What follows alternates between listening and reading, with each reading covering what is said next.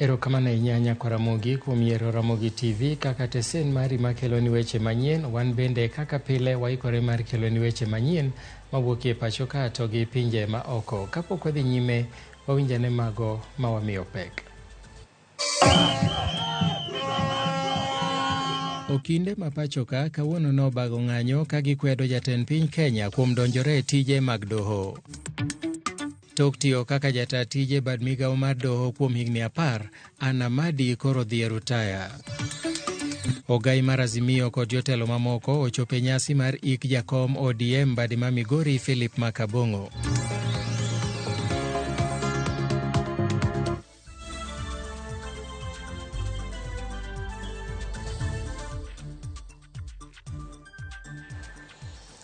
Ramogi en gi thuolo mar oro ote machuok e laini maro mar ote machuok ma en 30600 machiegni.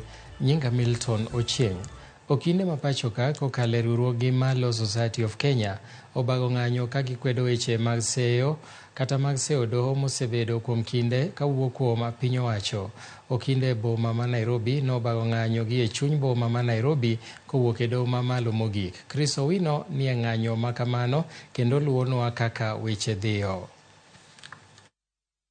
Witnessed an escalation of attacks on Kenya's judiciary through utterances by various leaders, including the President of the Republic of Kenya, His Excellency Dr. William Ruto. These concerning utterances erode judicial integrity and independence and paint as evil those who legally use courts to challenge government excesses.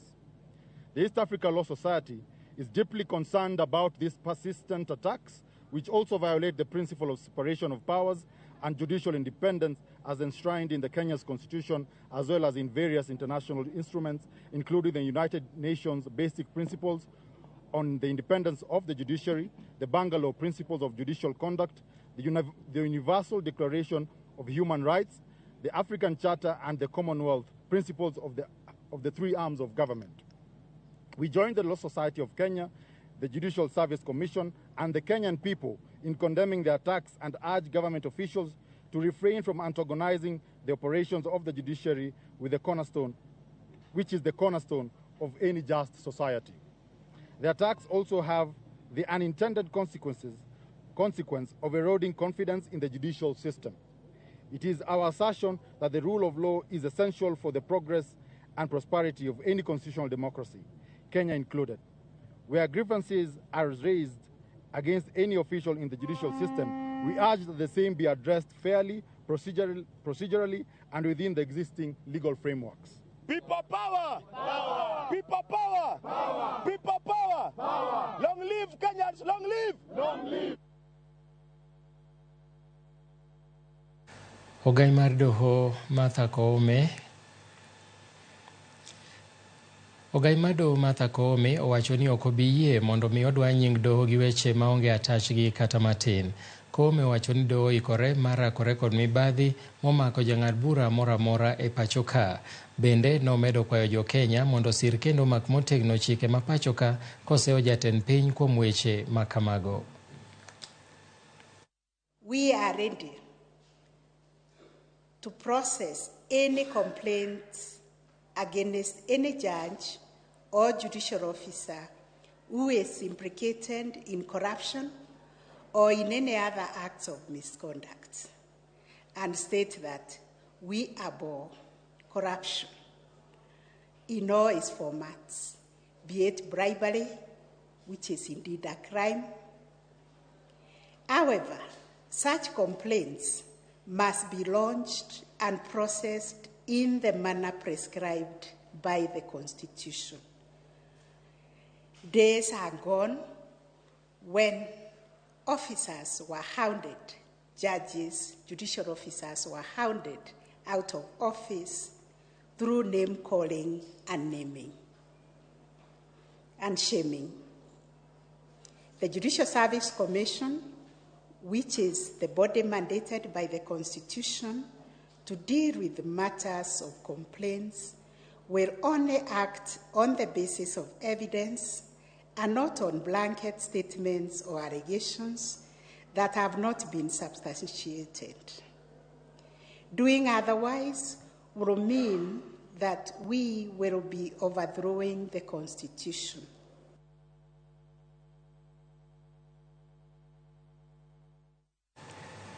Duol mar Judicial Service Commission medo seyo jok mosebedo ka seyo bad migao mar doho ma pacho ka ni opong' gi mibadhi mondo mi ochwal ng'ur ma gintiere godo ne duolno mondo mi gikawe okang' mar chik. Jang'ad bura e pacho ka ma bende en jakanyo mar duol mar JSC Evelyn Owande owacho ni gisebedo mana ka giwinjo ng'ur mag josiasa to onge jasiasa moro amora mosekawo okang' mar donjo ne jang'ad bura gi ketho e pacho ka. Olwande ne loso e kaunti ma Migori kama no omedo wacho ni bura moro amora mosedonjne godo jong'ad buche e pacho ka oseyal kendo ng'adi e yo makare.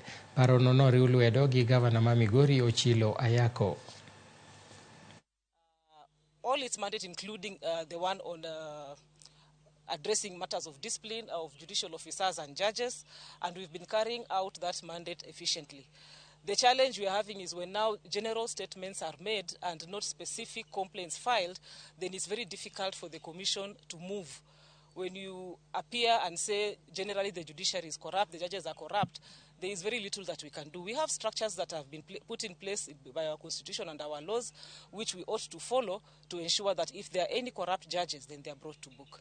I think it's not good for I, as a litigant or a potential litigant, to make a broad statement accusing the judiciary.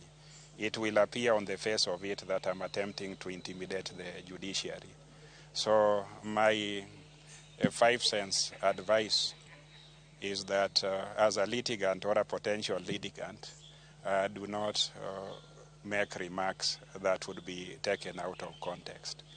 We've gone round the courts. We are on court visits, and we've got a number of courts that were started more than 10 years ago, and they are yet to see the light of day.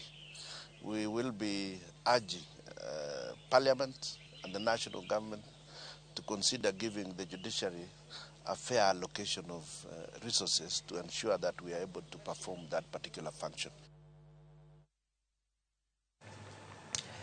Jokanyo e sekta mar somo e kaunti ma Migori owacho non kendo oket kare weche mag piny ma pacho ka.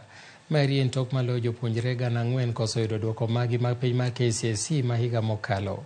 Gimedo ni weche kuo mag penjo ok kony gima jopuonjre to medo mana ketho sekta mar somo. Bende gidwaro ni migao mar somo mondo okaw okang' mar gayo weche kuo mar penj kendo dino rode duto mantiere.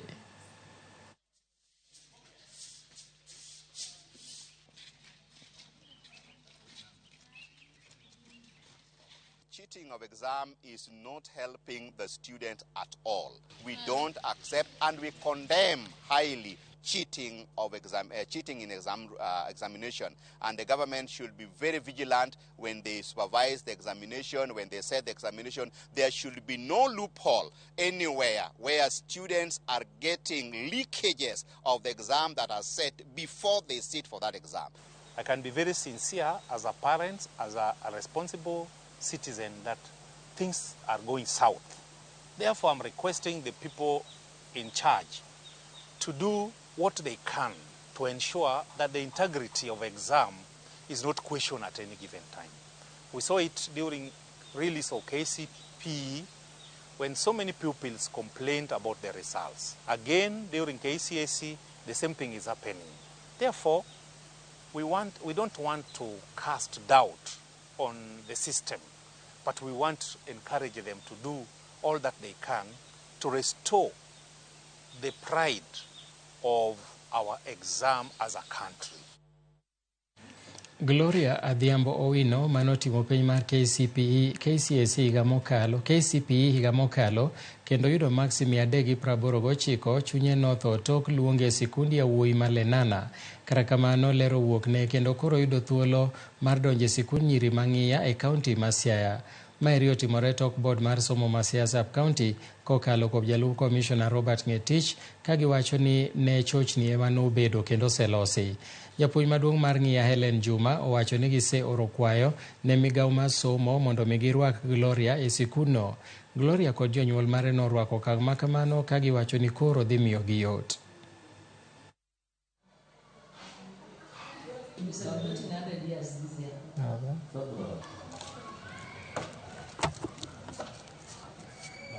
kawuono abedo ka chunya mor nikech wan ng'iya kae kendo jatelo mar education Sogleka nowachno kaka wanyalo yudo calling letter from ng'iya kae.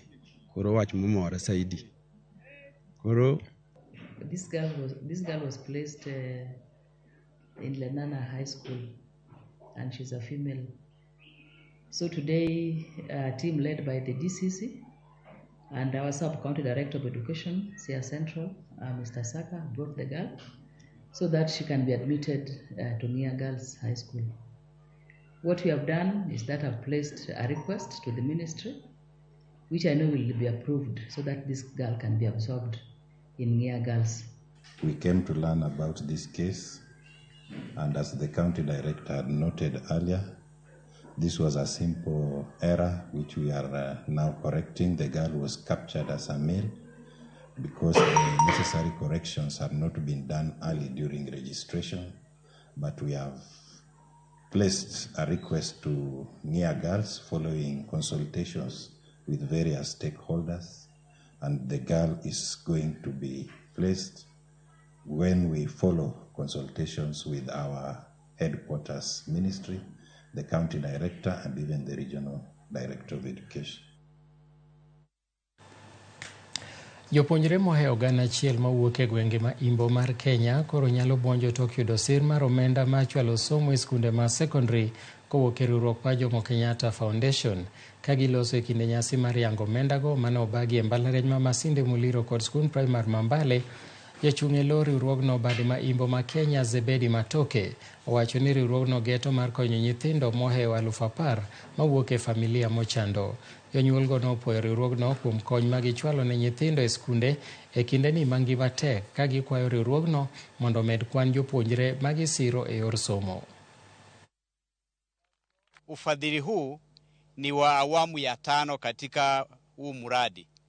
Kwa hivyo wanafunzi wamefadhiliwa kwa miaka 4, hao tunawachukua ni wa mwaka wa 5. Na tunatarajia umradi unastahili kuendelea kwa sababu unafadhiliwa na Global Education Partners, World Bank na kupitia Wizara ya Elimu, umetekelezwa na Jomo Kenyatta Foundation mwaka huu.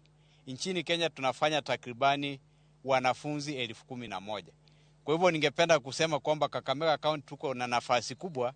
Sisi ndio nambari 2 baada ya Nairobi kwa zile nafasi ambazo zimetengwa. Kwa hivyo wanafunzi watafaidi, watafanyiwa shopping, watalipiwa tuition fee, watapatiwa pia uniform. Tunalenga kuhakikisha kwamba wanafunzi wote wameweza kuendelea na masomo yao katika mpango wa serikali wa masomo ya bure na ya lazima. Tumeshukuru sana JKF ambaye ni Jomo Kenyatta Foundation kutuokolea sisi watoto ambao ni watoto maskini. Tumeshukuru sana na matumaini yetu makubwa ni kwamba namba iongezeke kwa sababu wale waliobaki nje ni wengi sana. Asante sana kwa hili shirika kwa sababu watoto wetu wanaenda kuendelea na elimu na hawangeweza kusoma.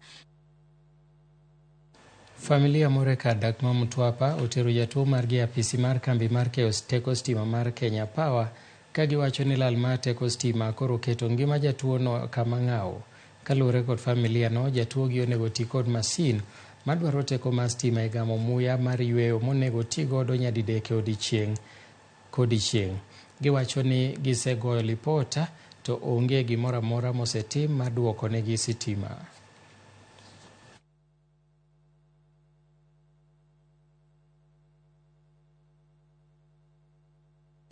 It has really affected me as I have my sister-in-law who really uses nebulizer frequently, and I was really sad and angry today because we had to bring her here at the Kenya Power to try and get electricity so that she can nebulize. It looks like we'll just have to stay here because around 8:30, that's the time she has to use another dose of the nebulizer. So it looks like we have to be here, and we've been here from 2:30. I don't know about other neighbors, other Kenyans, but we have a neighbor also who has got cancer, and she also uses her medicine with electricity, through electricity. But unfortunately, she's just suffering. Well, I would like an investigation into this case of mine with Kenya Power. All the Kenya Power staff right here in Mutwapa knows about it, and I would like an update to it because every time I call the customer care, they keep lying to me, telling me that they are on their way.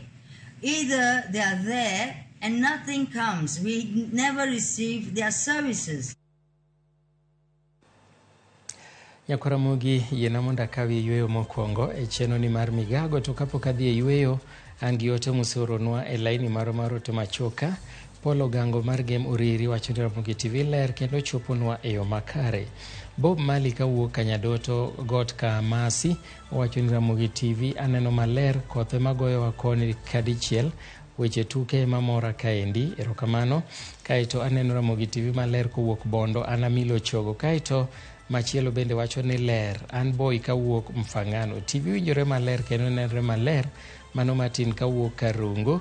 Kaito ng'ato wacho kanyo na mosou mane kako tieke. Ramogi aka yueyo mokwongo kik idhi mabor aduogo bang' thuolo machuok.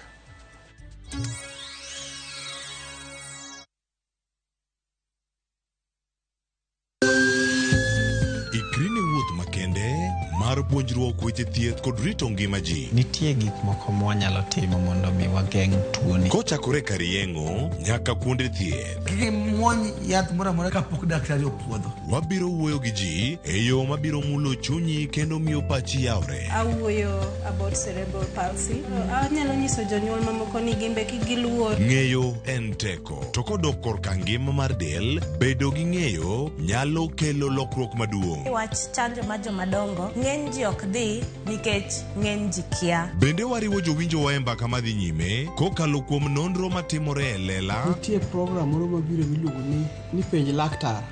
Ober ahinya nikech opuonjo gik mang'eny. Koda ka tudruok e yor mbui. Riwri kod Ruth Otieno e penj laktar. Wuok tich nyaka tich abich saa 12 odhiambo mana Ramogi TV.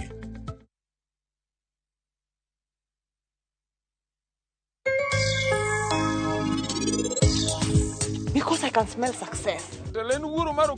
Because of why? Sawe utatoshea kwa station ya wanawake kweli? Choke.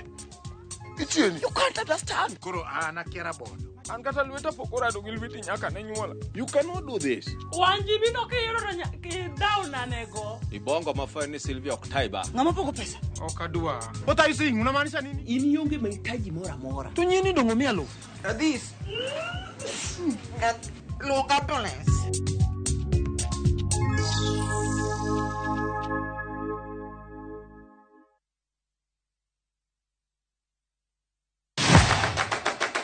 Chenro mami thuolo mokwongo mar neno kendo winjo gik motimore e paw tuke. Anyisi ni mpira yete kaeri mokalo e paw tuke. Kochakore gi weche mamulo chuny nyaka mago mamulo pach ji. Wan go duto. 7.65, can you believe it? Mbaka makende gi jotugo kod joma ong'ere weche tuke. Jong'e man jo Kenya jong'wech. But ka jomoko nobiro kod tuke moko ma ok en popular ahinya to ne gibiro gi perform maber kaka yiego. Nonro matut kod weche manyien mag tuke mowuok e piny mangima. Football is not only physical, mentally teacher benity. It calls for more character than just being a legend. Pau tuke kama tuke osiko ngeso ka ngeso saboro odiochieng'.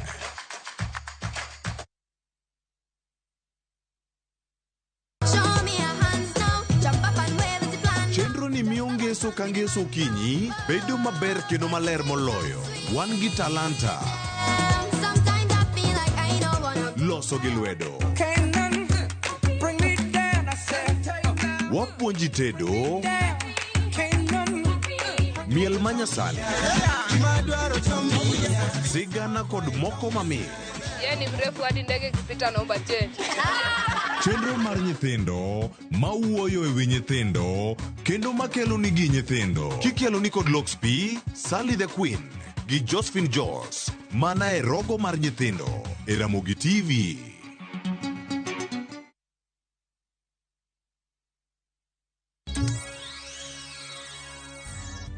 Machiegni kendo jopur e kaunti ma Siaya koro donje pur mar kido manyien mar oduma ka gigeto ting'o malo yuto margi kod bedo gi chiemo moromo e kaunti no. Kido manyien no mar oduma mong'ere kaka bazuka otere kaunti no kod kambi mar kothe mar Wakala Africa. Kaluwore kod jachung' e lo kambi no Collins Achapa, kido manyien no mar oduma nyak piyo kipimo gi kido mamoko mag oduma. Jopur mawuok e sub-kaunti ma Gemiala opuoyo kido ma giwacho ni biro ting'o malo yuto margi kendo gibedo kod chiemo moromo. Kama napidhe aneno kotimo maber kendo ogolo ariyo ng'enyne ogolo ariyo. Koro anyalo wacho ni kodhi ni ok en kodhi marach. Another thing en ni ajapidho ga DK, but DK ni one challenge ne ochiek kae inacheka ong'amo dhoge. Koro ka koth nitie to tow, to mae to neno uma dhoge. Kana biro kode game name farmers mane wuok Ndia, that is in East Game, and due to the feedback mane gichiwo kodhi ne ber ma nomoro wakaka jo bazuka bo wacho ni at least kawuono wabi game field day North Game kar kae mondo wanyis jopur ma about kodhi mar bando mar bazuka. Luoro nitiere ni kamoro kwan jopuonjre ma nche ne ok oyudo grade mar donjo e mbalariany nyalo hewo kwan mar kuonde tiegruok mag tije lwedo ma gin 2,300 e pacho ka. Judith Omondi notwak kod moko kuom jolony e kuonde tiegruok mag tije lwedo ma koni piny owacho owinjo ket lai makare mar konyo jopuonjrego. E duoko mag penj mag klas 12 mane owuok higani, moktin ne jopuonjre 690 ne ok oyudo grade mar donjo e kuonde tiegruok mag mbalariany. Gi chik masani mar piny owacho mar neno ni jopuonjre duto ogoyo okang' manyime mar somo 100% transition, jopuonjre gi duto nyaka dhi nyime kod tiegruok. Ka penjo maduong' en ni bende kuonde tiego lony mag tije lwedo 2,300 oromo rwako jopuonjre gi duto. Iyudo ka nyithindo 694 gi 400 gi wiye kanyo gi nyithindo ma ok donje direct university. Nyithindo gi dhi muoch malo kata ma capacity ma sirikal ni godo kaluwore gi namba mar Technical and Vocational Training Institute magin mana 2,300 e Kenya mangima. Kopogore gi jopuonjre madonjo, bende ji ma osebedo e sekta mar tiego tije lwedo koni thoth jopuonjre yudo mana tije e pinje maoko. Koro Kenya ka pok oikore mar kawo nyithindo motiegore e courses. President Ruto nyicha neno kokelo wach mar affordable housing ni. Mago kuonde ma onego bed ni koponi lekne no otimore maber e affordable housing go to nyalo keto nyithindo gi mondo nyithindo gi odhi oyud pesa kuonde ma itime gigo. Higa mar 2022 ok jopuonjre te mane owinjo riwre kod TVET ne ochopo. Yangore ni thoth jopuonjre ma oyudo grade mar D kod E luor nikech tiegruok ma ichako gigo, kata kamano jopuonjre mane ochako gi ka koni gisemedore kendo ngas mar gini malo. Kalure gi grade mana yudo nokanya chako gi certificate. Chako artisan matimo atieko adonje certificate atimo batieko amachaka donje diploma. Atimo automotive engineering ma that is mechanic. To gimanya wacho ni nyaka sani course no en gima ber nikech kata kaka yul demo kalo ni nitie kama nati at least nya yudo pesa moro matin jitegemea ok ni nyaka janyuol mami. Koro technical course gin course mabeyo but odwaro ni nyaka ng'ato jiwre, nyaka jiwri. Ka higani kwayo jonyuol mondo bed jip ne jopuonjre mondo kik lek mara 100% transition lar. Mtoto wako hajapata grade ya kwenda university, usitupe huyo mtoto, usimsukume kando, usimkemee, usione ni mjinga, kwa sababu kuna TVET institution na hii TVET institution hata mwenye amepata grade E akiwa na passion ya kukua ama alitaka kukua na degree, serikali iko na mpango yake. Lai manyien mar chiwo sir mar omenda mar somo onywako nyaka kuonde tiego tije lwedo, kendo e kinde ma Migago no chano chako keto jopuonjre e kuonde tiegruok, jopuonjre owinjo chak yaro matut ewi kaka iyudo omenda ni mar siro somo. Judith Omondi, Ramogi TV. Gikone to koro sikund nyiri mar Mama Ngina mande nitiere od bura Mamvita ne odar kendo dhi e skundgi manyien mancha ne igero e alwora Mashanzu e kachung' od bura ma Kisauni Mombasa.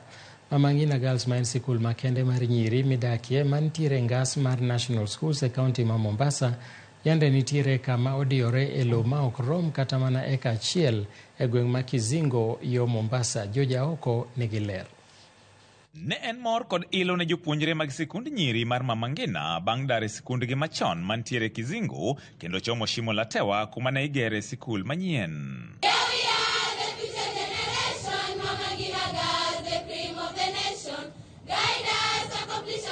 Kae, luche ne daro mwandu kakelo e sikul manyien no, ka jopuonjre bende ne jodonjo koting'o mwandugi ka gichano chako somo mar higani e sikundgi manyien mane ochak ger higa 2019. Having relocated from the old school to this new school in Shanzu, initially we were in Kizingo on a less than an acre piece of land, and now we are here on a 20-acre piece of land. The other school, there was so much congestion because you see it was a smaller school. But now, thank God, we've gotten a bigger and better school. My name is Emily Kerubo, and I'm in Form 4 right now. I've been studying here for almost 3 years, and this school has just been the best to me. Tend sikund no ne okone giyudo fungruok ni mar sikul mayande gintiere ne ntiere kama diny kendo ne onge thuolo moromo kochakore klase nyaka kuonde nindo kipimo gi mano masane gidonje. Sikund no moger kod omuom maromo shillings $200,000 ni e puodho mar eka 20 kendo kiyo gi sikund yawuoyi mar Shimo la Tewa kod kar tiego jopuonj mar Shanzu Teachers College. As a parent, I am very excited because of the trend of the school with good performance. Shifting from a smaller place to such a big institution makes us being optimistic about the performance. They'd be free because of participation in issues to do with games and co-curricular activities, because we have a bigger field, so that will help them relieve their stress and perform better. We have all the basics because we have a tuition block comprising of over 20 classrooms, about 30 offices, the laboratories, everything else that is needed for learning is in place. And then we have a dormitory that carries over 1,000 girls, and we have a dining hall that carries over 2,000. Jopuonjre bende koro biro yudo thuolo mar piem e tuke mopogore ni mar koro gintiere kod thuolo mar keto paw tuke mopogore kaachiel kod kar goyo abal mayande gionge go e skundgi machon. Our expectation this year is to, as Form 4s, is to bring the mean score of the school from 7.9 to 8.5. I also believe that after I finish from this school, I'll also pursue my career. We are super excited. All of us are excited because of the size of the school, the buildings and everything else. We are all happy to be here. We shall not stop on the way until we reach our destination. Education is inspiration. George Aoko, Ramogi TV, Mombasa. Jodak ma Bura North e kaunti ma Tana River ochiwo ywak margi kaluwore gi tije mosebedo kichwalo ne gi jotelo e kaunti no ma giwacho ni osebedo ka kelo negi dongruok. Jodak go wacho ni okang' ma kamano ka biro dhi nyime to biro chuno gi mar koso chulo osuru ne sirikand kaunti ma Tana River. Giwacho ni onge dongruok moro amora mosechwal negi. Jodak makamago ne loso e romo manokelo kanyakla jodito mawuok e sectors mopogore mane obago romo mar keto ratil e tij sirikand kaunti ma Tana River. Bende giwago thuolo mag tije michiwo e yor ng'eruok kaachiel kod akwede mar chiwo pok mag tije e kaunti no.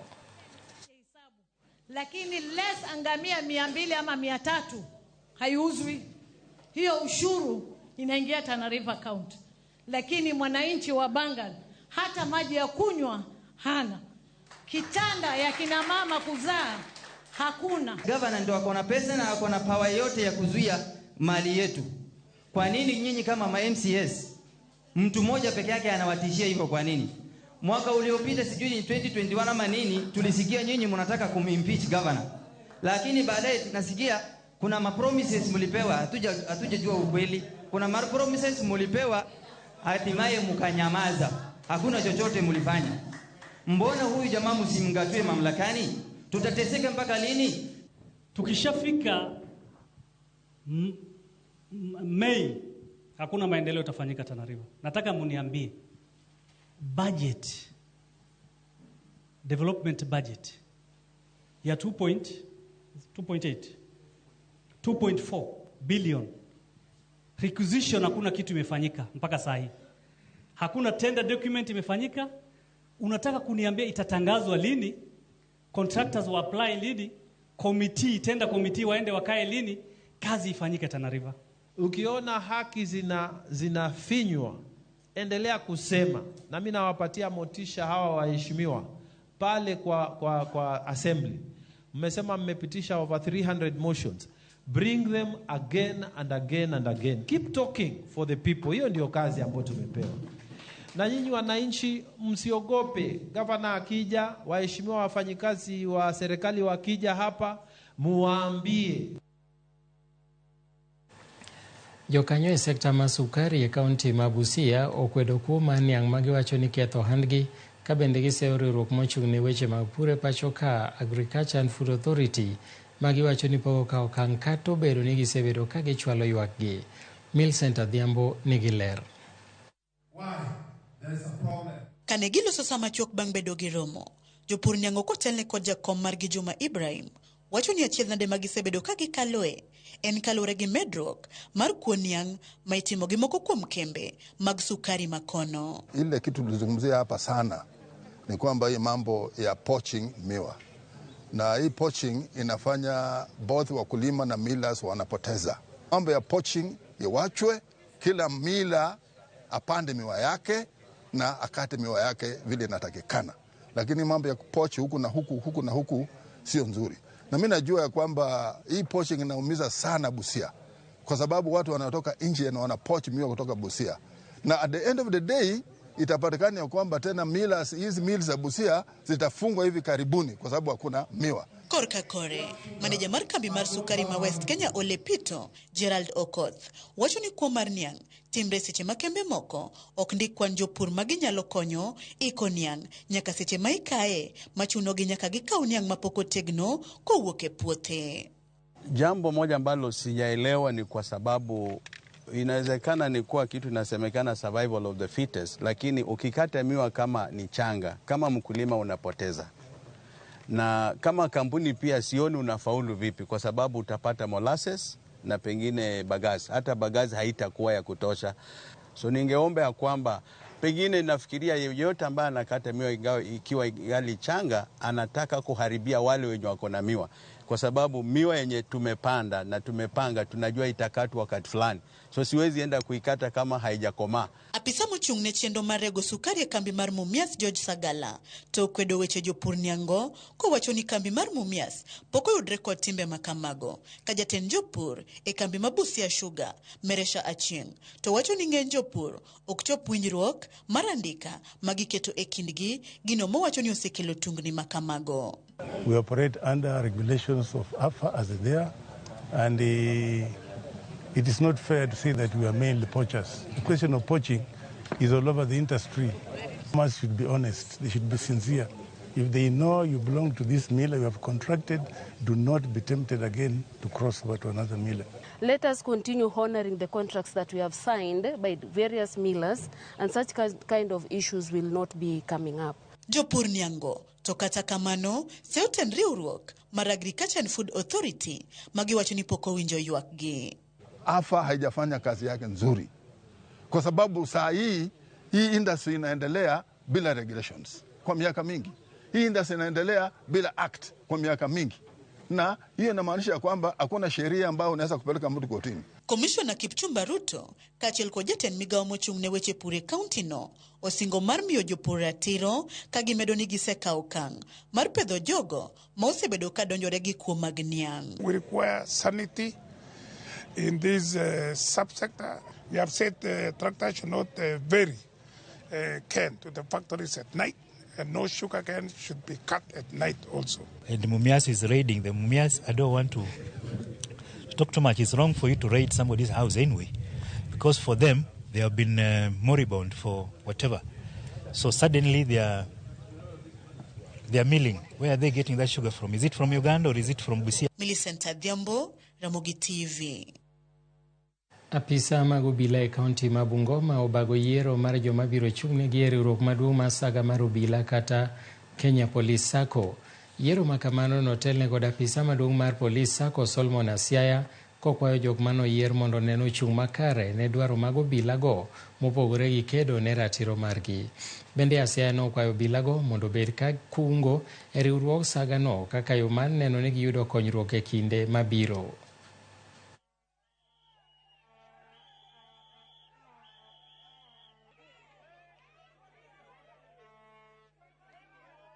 We had four candidates who are competing for the two positions, and we are glad we had earlier issues which we were able to resolve, and members were given their constitutional bylaw right to be able to exercise the right to vote and get their leaders in place so that they can be able to go and be able to do what they are supposed to do and make sure their society grows and works for them.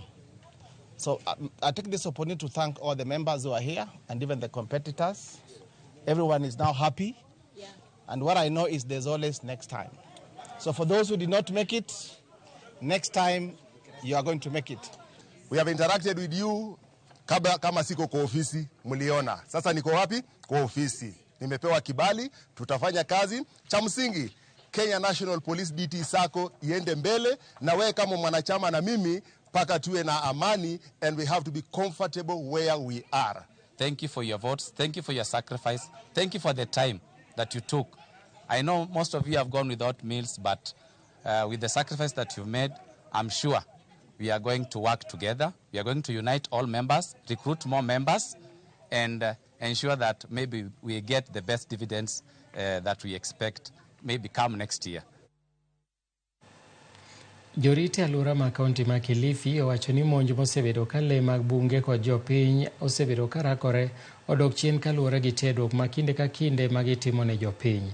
Giwacho ni chon jopiny ne monjo repe kendo negogi ka giketho mwandu mag puothe, ka sani to koro gikunyo oula mamono repe go donjo e puothe. Giwacho ni ok owinjore dhano oneg le kaka jasike nimar ginyalo dak kanyakla gi kwe.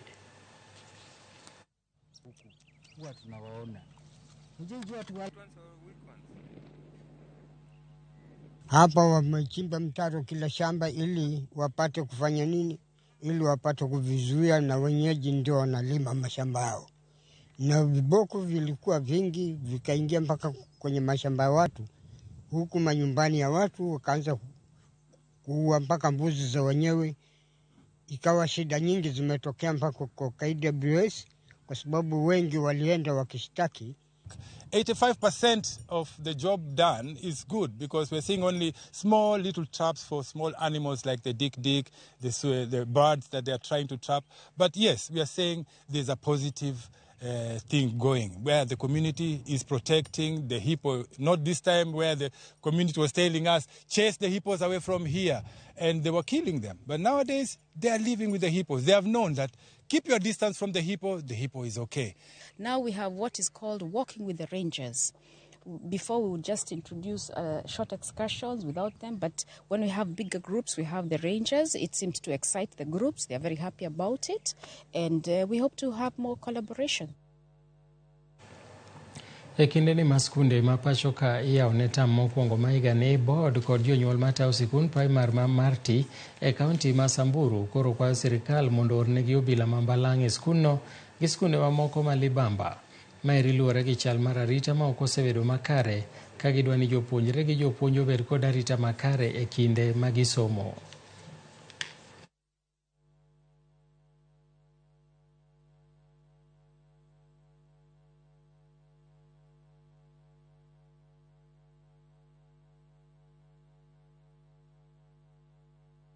Kwamba hii security sana imeathiri elimu kwa sababu mara kwa mara wanafunzi pia wale wanatoka mbali mali kama huko Manyata.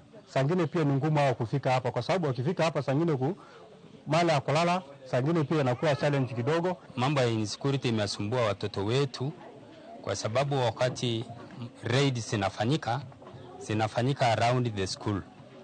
So watoto wanasumbuliwa na hiyo mlio wa risasi, hiyo hali inatatiza hata watoto, hata wengine wanatoroka kutoka kwa shule. Ukosefu wa usalama imefanya watoto wakuwe wachache kwa shule, kwa sababu wasasi hapa hivi ni wafugaji ndio tuko naye hapa hivi.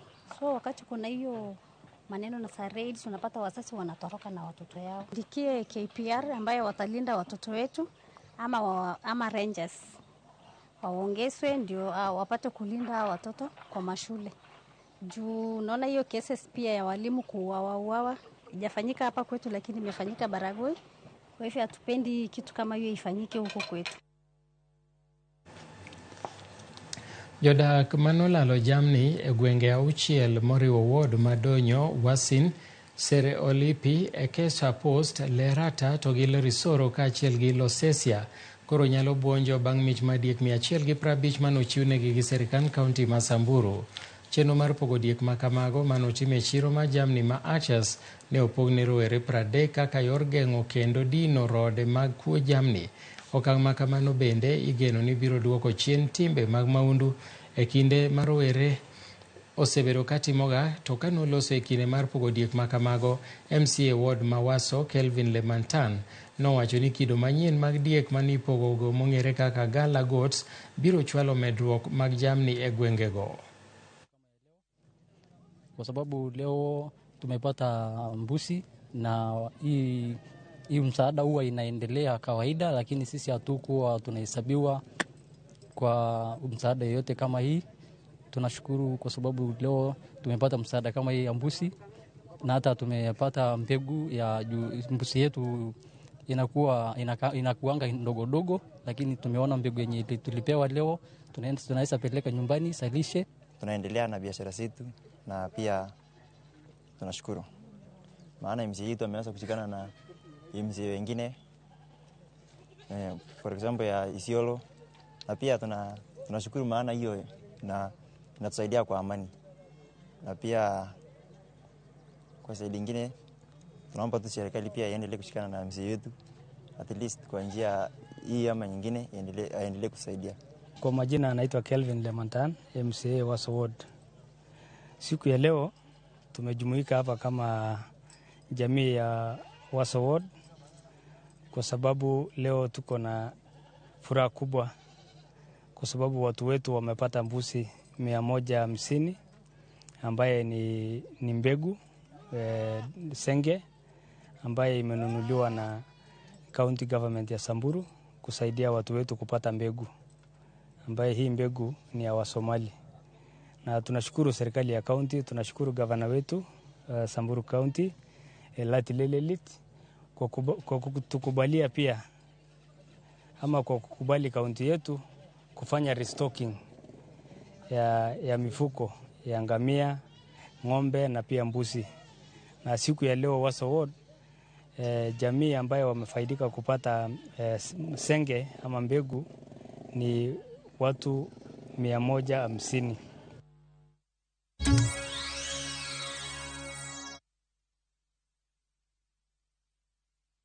Ladies and gentlemen, a momentous celebration is here. Citizen Digital proudly marks its 2nd anniversary with an incredible milestone. We've made history. Citizen Digital is the first channel to soar past 2 billion views on YouTube. Not just that, we stand tall with the highest number of YouTube subscribers in Kenya.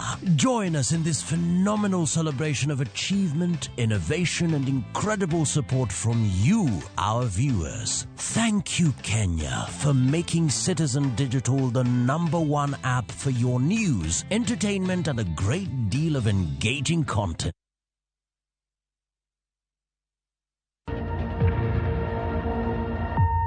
Obed pau siasa, ohala, telo, thieth, jiwo ratich oganda, kata mana somo. Ka onge jiwruok e kindwa to okwabi bet. Ng'ama miyo, duonde kata tekone nyisore e okang' mamalo. Dhowa ni kan duso mach. Wuo gi ng'ama nyalo wuoyogo many network ni. Kamora mora ma intie pacho ka. Mine osekelo dongruok mathoth e pewe magimako, kendo lony margi kelo lokruok mathoth. Asementa ji moromo, kendo I'm very proud of that. Winj lony, jip, kod puonj magichiwo. Gimoro amora midwa timo, tim gi tekoni te gi chunyi te, nikech mano kende e yo minyalo dongori godo motegno. Ngeso ka ngeso e chenro mar Mine Wacho kod Jaelieta.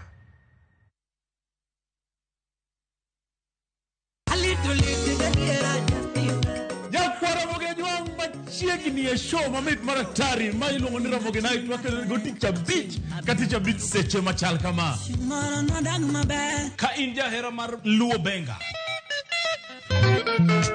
kata ajawa, wakelo ni ngolo mobedo piny mayueyo mana mo. Luonga ni Kolo Kolo Instrumental. Kaberni be inyalo luonga ni Boy Handsome Within and Without. Boy Handsome moment away aroji bed and breakfast sama pekni tiluonga ni Ng'enja the Entertainer. Kaka pile nyapara mogenyo wawacho ni kete manaka. Ramogi Night, Teacher Beach ka Teacher Beach, Sang'wen otieno.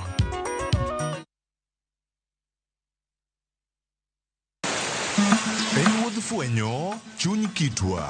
Ang'o miyo yie ni chako mana mine? Dak ne chake yie chuo. Yie ni chako mine nikech mine ma pito. Ng'e sigana kod kido manyiso ber kod mit piny. Nitie jaduong' mane okwongo kama ni luongo jaduong' Ngeso Kosanjo. Kaluwore kaka kidi ma jaduong' ohero kaka chiege maduong'. Kidi jaduong' ni Kit Mikayi. Kendo rom kod jorit kitwa. Mondo ne en dero mar jaduong' madhako mora mora ok dhie. Piny mamako dhogi. Kamaru biro to maru to e dala. Iecho ne tie. Omake amaka kama anyawana adhiadhia kinywana limi. Riuri kod Rabala Kwasi owad gi Rajabu. Kendo koro go jonam grech en duoko rech mane iseng'iewo. E 111. Ngeso ka ngeso, saa 1:45 otieno. Mane Ramogi TV.